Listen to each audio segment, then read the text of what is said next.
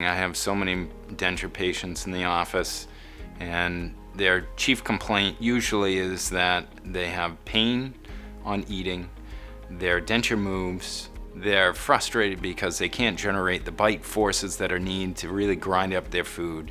They can't taste things. The list just goes on, and they think by making a new denture, that's going to solve the problem. It doesn't necessarily solve the problem. Some of it may help, but traditionally when you have your teeth removed, the bone resorbs, it atrophies. For patients with a full set of dentures, there are several options available. The most common one is 2 implants under a lower denture that help stabilize that lower denture. Traditionally, the lower denture is the most frustrating prosthetic for denture wearers. 2 implants under a lower denture is probably the most basic, prosthetic that's available. The last solution is an FP1, which is a fully functional prosthetic appliance that's implant supported. It is fixed. It is not going to come in or out to the patient's mouth.